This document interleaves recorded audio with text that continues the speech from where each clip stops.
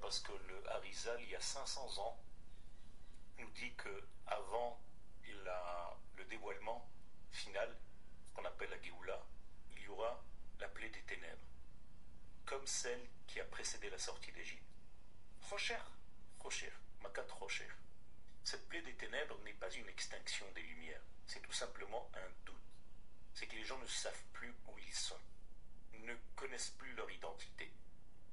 Mais le Harizal nous dit « Ulechol bnei Israël haya or bemoshvotam » ceux qui sont restés enfants d'Israël avaient la lumière, auront la lumière dans l'avenir bemoshvotam. Alors écoutez bien, il prend le mot bemoshvotam et c'est la valeur numérique de 5784.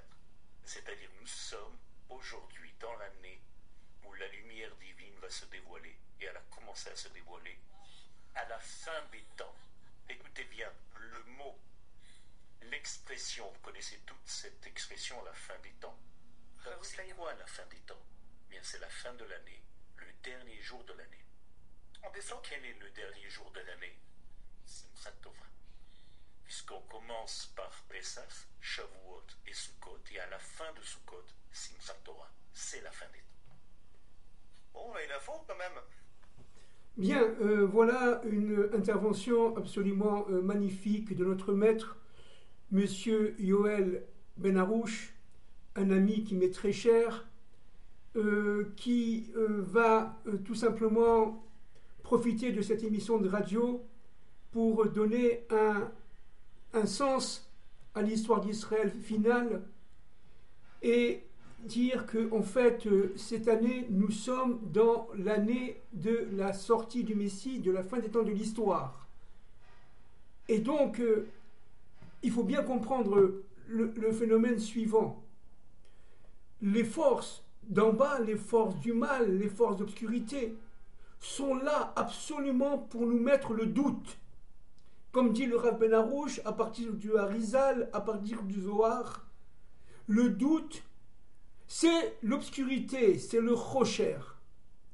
Et toute la désinformation que nous vivons aujourd'hui, ces mensonges éhontés, cette volonté de s'approprier l'histoire à ses propres fins, à ses fins tout simplement d'obscurisation du monde et de mensonges, ben tout cela provoque le doute en chacun d'entre nous. Cependant, ceux qui ont cette lumière intérieure, on le répète, ont la capacité de dépasser cette désinformation, ces mensonges, cette haine, de manière à trouver le émet, la vérité qui est tout simplement en chacun d'entre nous, à partir du moment où nous faisons l'effort de comprendre le plan de Dieu. Et je voudrais ici revenir dans deux parachiotes par rapport à ce qui se passe dans la guerre de Gaza. Nous sommes actuellement dans un moment de calme où on est en train plus ou moins de négocier sous les ordres, entre parenthèses, du Qatar, ce Qatar qui, sans faire de politique bien entendu, qui joue un double jeu, un jeu de financier du Hamas, c'est-à-dire de nos ennemis les jurés, c'est lui qui les finance, mais aussi il joue soi-disant l'état de la paix, c'est-à-dire le pays qui va apporter à Israël la paix. Évidemment, c'est une fausse paix. Évidemment, la paix ne peut venir que du shalom, c'est-à-dire que de Jérusalem et que de l'État d'Israël. La paix peut venir que de Dieu et du Dieu d'Israël. Donc, pour l'instant, ce qu'il faut bien comprendre, c'est que nous sommes entre deux guerres.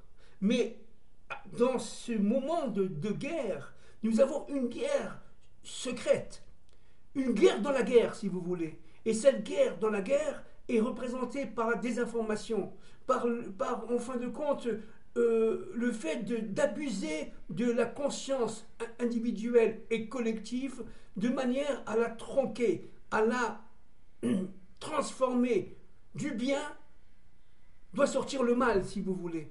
Et les forces du mal sont là pour pouvoir tout simplement transformer la réalité sur le terrain, la réalité guerrière, mais aussi la réalité diplomatique et la réalité politique. Donc nous sommes là en pleine nuit. Nous sommes en pleine nuit dans le combat entre Ésaü, l'ange d'Ésaü, et Jacob. Nous sommes dans la paracha, si vous voulez, Vaïshlach, dans le livre de la Genèse, et cette paracha est absolument fondamentale pour comprendre ce qui se passe aujourd'hui au Moyen-Orient, en Israël et particulièrement à Gaza. Nous étions avant la guerre, dans la nuit, avant le 7 octobre 2023, dans la nuit des nations. Nous étions en Israël dans une sorte d'euphorie, de plaisir, de matérialisme, de recherche de la matérialisation de notre propre monde. Nous étions dans le monde, si vous voulez, sans Dieu, malheureusement, et ce coup d'éclat qui a été fomenté par Dieu, bien entendu, à travers nos ennemis, eh bien, ce coup d'éclat nous a quelque part réveillés et a formé, comme on l'a dit les dernières fois, dans son extériorité, une sorte d'unification du peuple d'Israël, Baruch Hashem. Première étape, à la sortie du Mashiach. Cette unification est fondamentale. Alors maintenant, regardons un peu ce qui s'est passé avec l'ange d'Ésaü. Nous sommes à la sortie de Haran. Haran, dit le Zohar, le lieu où était Jacob, non pas 21 ans, je me suis trompé l'autre fois, je demande pardon, mais 20 ans chez Lavan. Jacob est resté 20 années chez Lavan, 7 années pour avoir Rachel, 7 années pour avoir Léa, et 6 années pour produire, si vous voulez, dans la profondeur de sa propre histoire, dans le secret, le peuple d'Israël. Et là, je voudrais ouvrir une parenthèse fondamentale à partir du Harizal et à partir du Zohar. Il y a dans le chapitre 30 de la paracha Vayetse toute une historicité, une sorte de récit qui, en fait, n'a pas tellement d'importance aux yeux de Monsieur Tout-le-Monde qui n'a pas les connaissances de la Torah profonde. Il s'agit de la multiplication des troupeaux absolument miraculeuses, des troupeaux de Jacob, pendant les 6 années où il a résidé chez son oncle Lavan. Et d'abord, pourquoi 6 années ? 6 années sont liées d'abord aux 600 000 âmes qui sont sorties d'Égypte et qui ont reçu la Torah. Nous avons le chiffre 6. 6 années, c'est en fin de compte le chiffre Vav, le chiffre 6, qui est matérialisé au niveau phonétique, au niveau de la langue, par le Vav. Le Vav a une valeur numérique de 6. Or, le Vav, qu'est-ce que c'est ? On le sait, bien entendu. C'est un Yud, avec une queue qui relie le ciel et la terre. C'est pour ça que dans ce récit, dans la paracha Vayilse, chapitre 30, Jacob a pris des morceaux de bois, notamment de châtaignier et d'olivier, et il les a, si vous voulez, comment dirais-je en français, il les a structurés, il les a de manière à ce qu'ils soient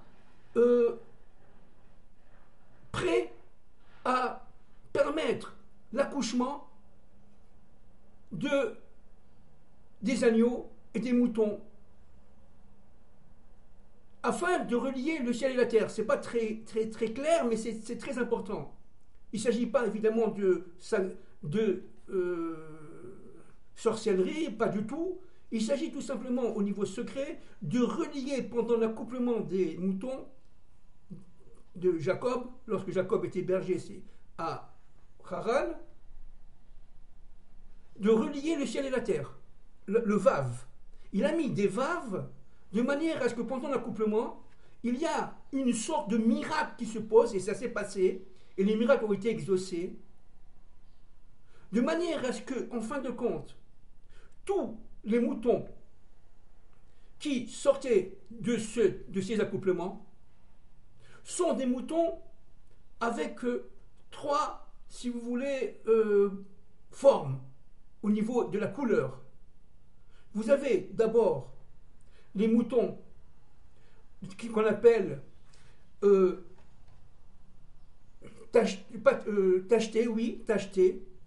Vous avez des moutons avec une ligne, vous voyez, une sorte de ligne zébrée. Mais vous avez aussi des moutons avec des points, les pikoudim, et vous avez des moutons avec des taches, mais des taches qui sont organisées et tout simplement assemblées selon un ordre bien défini dans la peau du mouton. Alors évidemment, ça, en hébreu, on dit akoudim, nekoudim et pekoudim. Le monde de l'akoudim, c'est le monde, si vous voulez,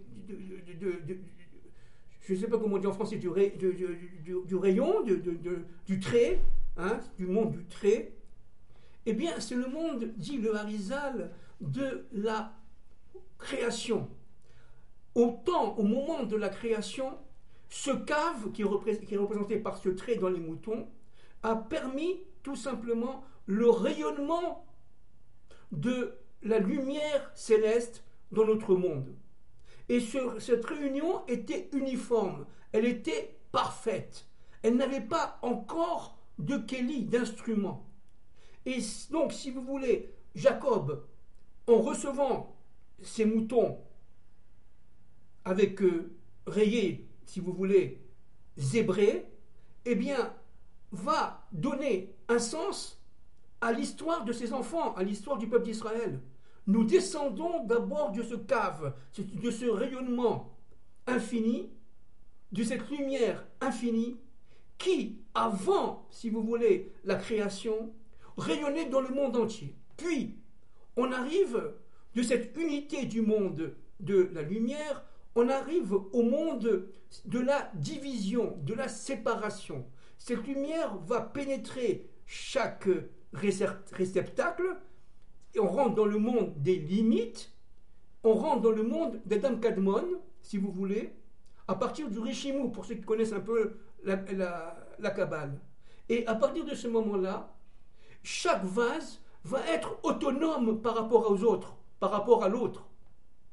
Et donc, il va y avoir, on rentre dans le monde de la brisure des vases, de la séparation, qui est toute l'histoire humaine d'ailleurs. C'est toute l'histoire du peuple d'Israël. C'est toute l'histoire d'Israël en exil, entre parenthèses. Par ces moutons qui ont des points, des nekoudim, nekouda ça veut dire un point en français, eh bien, le Harizal, à partir de Zohar, nous dit que nous sommes là dans le travail de Jacob qui permet tout simplement, à partir d'union entre le ciel et la terre, c'est-à-dire entre le spirituel et le matériel, de faire en sorte que cette lumière spirituelle puisse se déposer dans un vase, entre guillemets, matériel. Mais nous sommes dans le monde de la division à ce niveau-là, parce que tout simplement, il va y avoir la brisure des vases, dit le Harizal. Pourquoi ? Parce que la lumière est trop forte, elle est attirante, et le vase veut l'attirer, mais la lumière veut aussi revenir à son origine. Donc il y a une pression, une tension qui fait que les vases, qu'on observe l'implosion de ces vases. Et dans le monde, si vous voulez, des Béroudim, qui est actuellement le monde du Mashiach, si vous voulez, eh bien, nous sommes dans un monde, dit le Zohar, où les vases sont certes relativement autonomes, mais ils sont en complémentarité les uns avec les autres. Il va y avoir le plan de Dieu qui correspond au plan de l'histoire. Et à partir de ce moment-là, nous sommes dans le monde de la messianisation, le monde où l'univers est intégré au spirituel, le monde où la matière et le spirituel ne font qu'un. Donc, si vous voulez, ce qu'a voulu faire par rapport à ces troupeaux et ces brebis, et Dieu sait si Jacob est sorti de Haran riche, aux grandes dames d'ailleurs de son oncle Lavan, eh bien, parce que c'est évidemment, il faut savoir que les moutons de Lavan étaient unis, et évidemment, deux moutons unis ne peuvent pas sortir des moutons tachetés au niveau des lois évidemment de la nature, de la biologie. Donc pour Lavan c'était impossible, parce que Jacob avait dit à Lavan dans son marché avec lui, et tous les moutons qui sont non unis m'appartiendront. Mais Lavan a dit d'accord, parce que de toute façon, selon les lois de la procréation, il n'y a tout simplement aucune chance au niveau scientifique que des moutons unis, mâles et femelles, sortent des moutons tachetés, Nekoudim, Béroudim, etc. Yakoudim. Et ce qui s'est passé, c'est un véritable miracle. Et de cela, de cette force surnaturelle, que sort le peuple d'Israël, et les 12 tribus, et les enfants de Jacob. Donc il faut comprendre quand même que c'est très important ce qui s'est passé. Et maintenant, voilà, on revient maintenant au combat de Jacob contre l'ange. Nous sommes donc sortis de Haran, Haran étant le pays de la colère, dit le Zohar. C'est-à-dire que Haran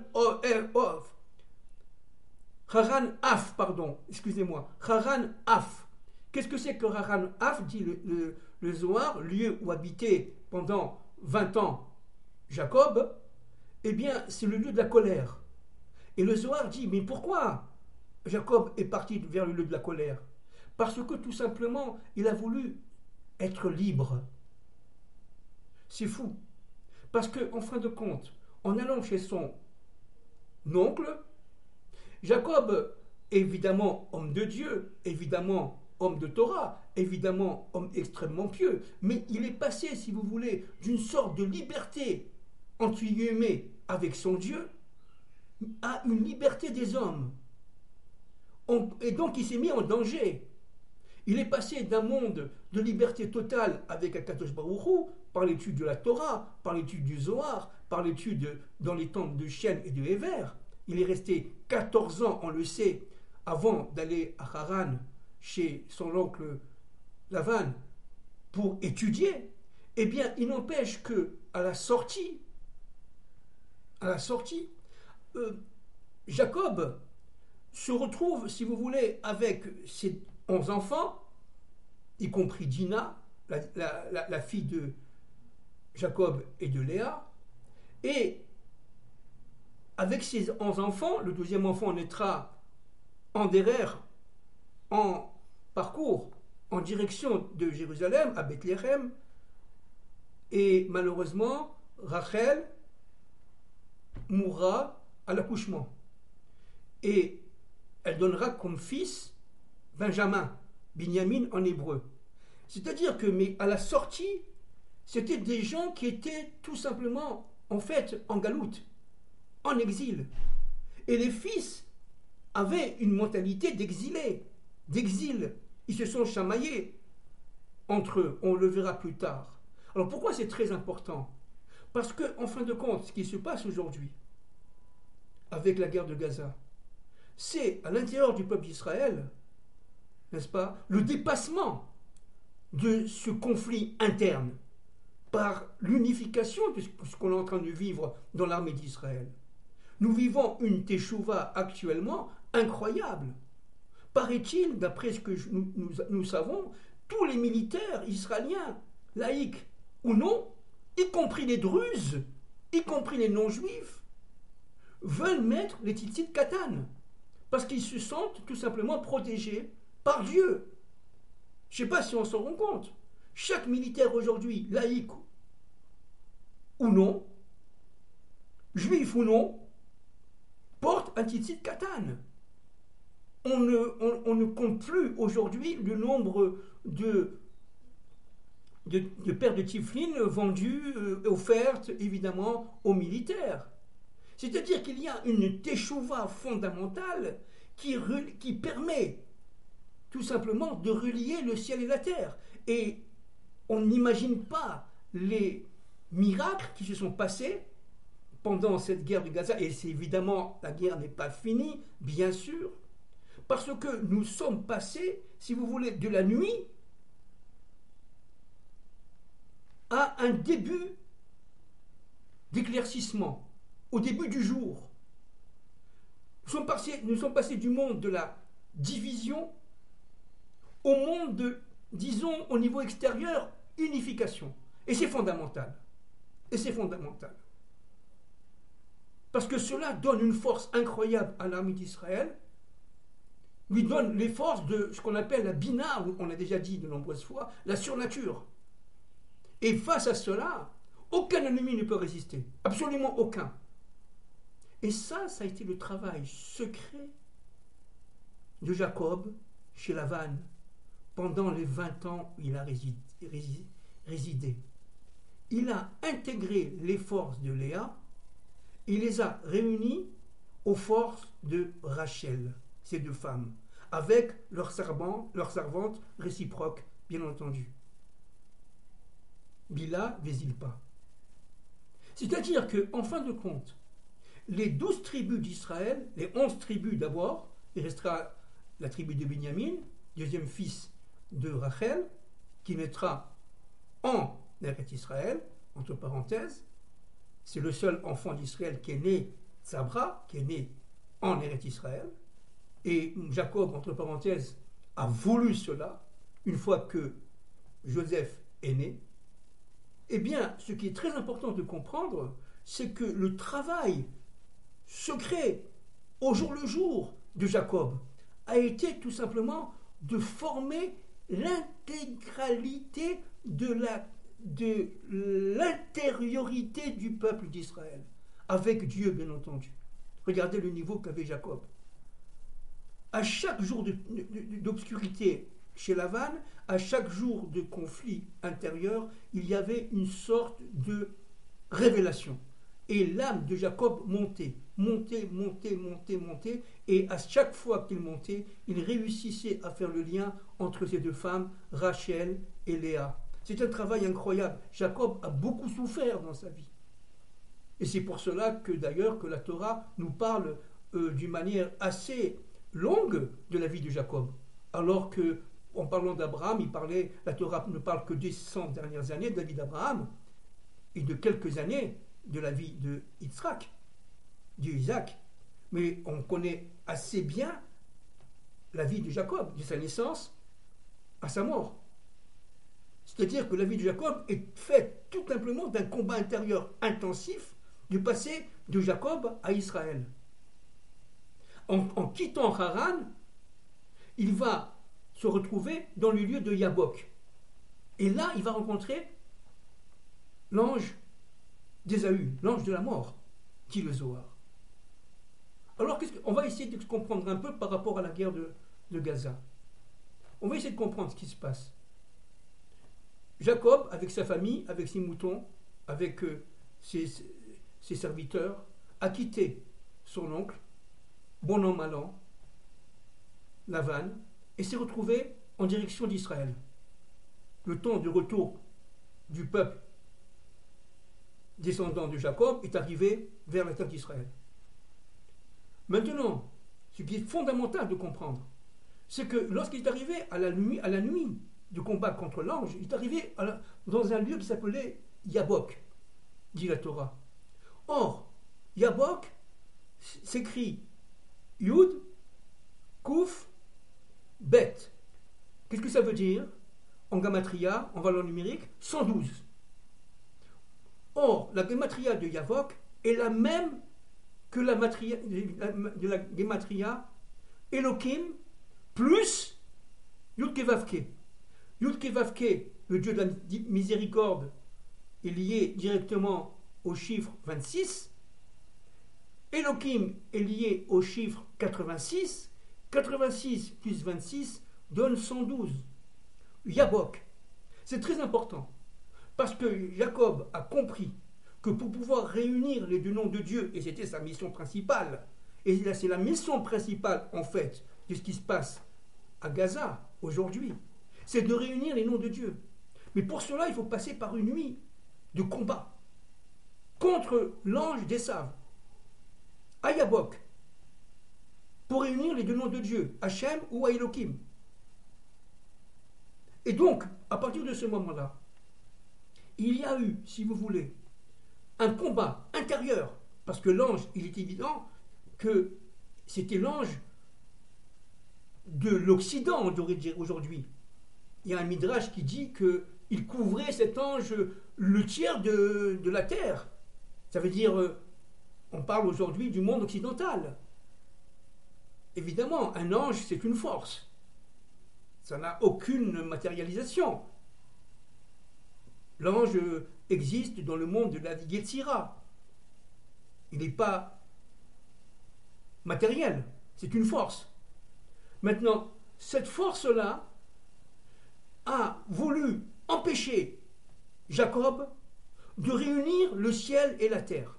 Cet ange, c'est l'ange d'Ésaü. Or, on le sait que Ésaü, l'Occident, a pour fonction principale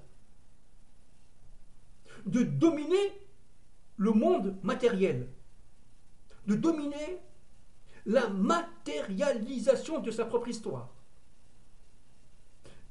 Au niveau de son corps, disent nos maîtres, Ésaü était très impur. Il n'avait pas la capacité, à l'opposé de son frère Jacob, jumeau, de pénétrer la sainteté. Il était très impur. Il était idolâtre. Il était incestueux. Il tuait. Il était chasseur. C'est-à-dire, véritablement, il était pris dans son propre Yetzirah, dans son mauvais penchant. Il ne pouvait pas s'en sortir. Et bien évidemment, on avait dit les autres fois, sa mère, Rebecca, l'avait vu avant son mari Isaac. Et donc, ce combat est un combat de la fin des temps que nous vivons aujourd'hui à Gaza. Je prends un exemple. L'aide américaine,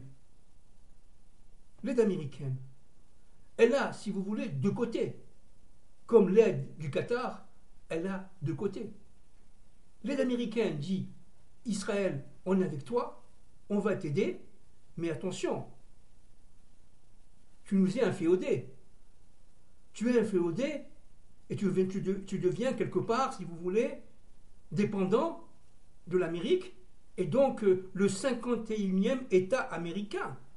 C'est-à-dire qu'en fin de compte, dit l'ange d'Ésaü à Jacob, dans son combat, je vais te dominer. Tu ne vas pas pouvoir, moi, me déconnecter de mon monde, qui est le monde de la matière. Pardon, de la science. Alors, ce combat, il est évidemment cosmique. Il est ontologiquement fondamental. Parce que, tout simplement, Jacob, là, risque de perdre sa fonction primitive devant l'âme d'Ésav. Parce que Ésaü n'a pas la capacité qu'a Jacob.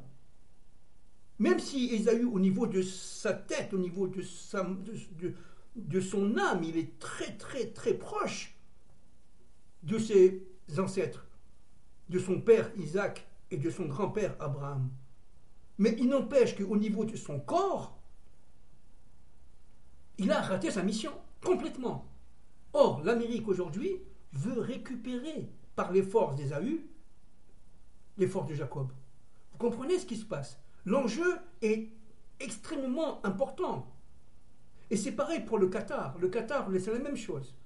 Le Qatar, c'est au niveau, si vous voulez, de l'islam, et l'Amérique, c'est au niveau de la chrétienté.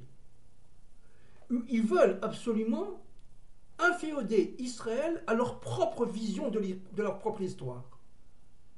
Ils veulent tout simplement qu'Israël soit, au mieux, inféodé à la vue islamiste ou à la vue chrétienne de l'histoire. C'est ça ce qui se passe à Gaza. Maintenant, si Israël, comme Jacob par rapport à l'ange, va aller jusqu'au bout de ce combat et va réussir à vaincre l'ange des Saves au combat de la nuit. Et actuellement, ce combat de la nuit, nous le vivons aujourd'hui,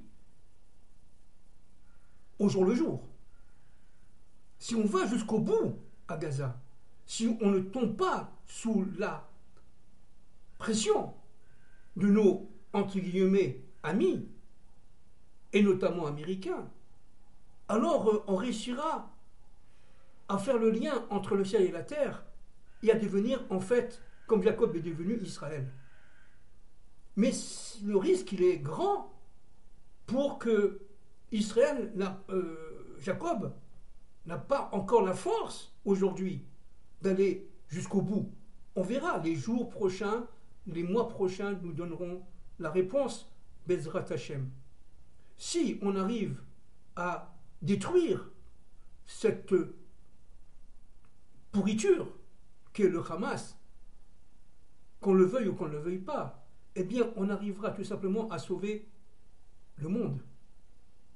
Donc c'est ça qu'il s'agit.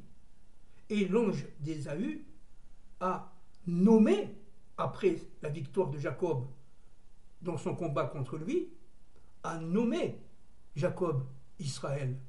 Il y a une reconnaissance. Et qu'est-ce que ça veut dire qu'Israël? C'est Yachar El. Ça veut dire, c'est en fin de compte, le lien entre le ciel et la terre. Et à partir de ce moment-là, si on arrive à Gaza aujourd'hui, à la guerre de Gaza, à aller jusqu'au bout de la dynamique militaire, de manière à détruire, à éradiquer complètement le mal à Gaza. On ne parle pas de la population, on parle évidemment de ces bandits, de ces monstres qui ne sont pas des êtres humains, qu'il faut éradiquer de la terre de Gaza.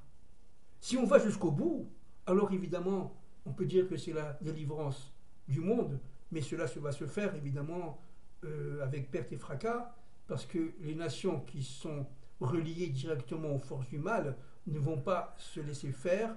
Le mal va se débattre, un peu comme un lion qui est blessé à mort. Avant de mourir, il est très dangereux. Donc nous allons vivre des périodes très dangereuses. Et ça, si vous voulez, ça a été préparé par ce combat contre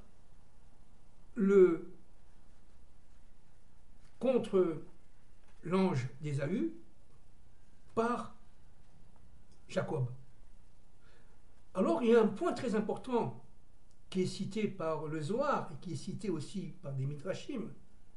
Jacob a passé le Yabok était une sorte de rivière, il a laissé sa famille et il est revenu passer la nuit tout seul, dit le Zohar. Il a laissé sa famille, ses moutons et tous les gens qui l'accompagnaient. Il est revenu tout seul à son point de départ avant le fleuve, avant la rivière. Et c'est là qu'il y a eu le combat contre l'ange des Saves. Et c'est là qu'à la fin de la période du combat, il a été blessé à la hanche, entre parenthèses, dit la Torah. Mais pourquoi il est reparti? Pourquoi il est reparti? Alors le Zohar dit une chose extraordinaire. Il est reparti pour chercher des ustensiles qu'il avait oubliés là-bas. Le combat de Jacob est lié au retour de ces ustensiles, de ces choses complètement secondaires. Oui, dit le Zohar. Parce que la Géoula doit être pleine, la délivrance doit être entière. Et chacune des parties joue un rôle fondamental, y compris ses ustensiles. Et Jacob l'avait compris. La Géoula doit être finale, globale, entière. Et cette délivrance-là, elle ne doit pas oublier ces petits ustensiles, dit le Zohar. Il faut que Jacob va les rechercher. Et c'est de là qu'a eu le combat contre l'ange et la victoire de Jacob. Mais Jacob a été quand même blessé à la hanche gauche, dit le Zohar. Pourquoi la hanche gauche, pour finir? Et regardez par rapport aujourd'hui, on est blessé, nous avons des pertes, même si elles sont, Baruch Hashem, infiniment moins importantes qu'elles auraient pu être jusqu'à présent. Mais nous avons quand même des pertes, nous souffrons beaucoup. Pourquoi on a été touché à la hanche? Parce que la hanche, dit le Zohar, est liée à l'engendrement. Ça veut dire aux générations futures, c'est-à-dire au passage du message thoraïque d'une génération à l'autre. Et là, il y a un problème. Il y aura beaucoup de souffrance dans l'histoire de l'exil d'Israël. Il y aura beaucoup de souffrance et d'assimilation. Il y aura beaucoup, si vous voulez, de volonté d'oublier ses pères de la part d'Israël pendant la période de l'exil. Et Jacob a été touché à la hanche, c'est-à-dire à l'endroit de l'engendrement. Alors j'espère que vous avez saisi l'importance de cette guerre à Gaza. Il s'agit ni plus ni moins du combat des fils de la lumière contre les fils des ténèbres. Il s'agit ni plus ni moins d'un combat, j'allais dire, final, d'une guerre messianique qui a commencé, qui est loin d'être finie, bien entendu, puisque le mal est partout dans le monde. Et donc, il va falloir tout simplement aller jusqu'au bout, jusqu'à la fin de la nuit dans le combat contre l'ange. Et donc, Jacob, dans sa vie, a porté la dynamique de l'histoire juive, mais aussi la dynamique de l'histoire universelle. Et c'est ça qu'il faut bien comprendre. Jacob est un être, certes, en exil, jusqu'à qu'il devienne Israël, mais c'est un être qui a été chez Lavan, être universel par excellence, et qui a vécu 20 ans chez Lavan, comme nous avons vécu chez les nations pendant des milliers d'années. Ce qui s'est passé dans la vie de Jacob, c'est un élément source, une réminiscence de ce qui se passera dans l'histoire juive et dans l'histoire universelle. Merci beaucoup.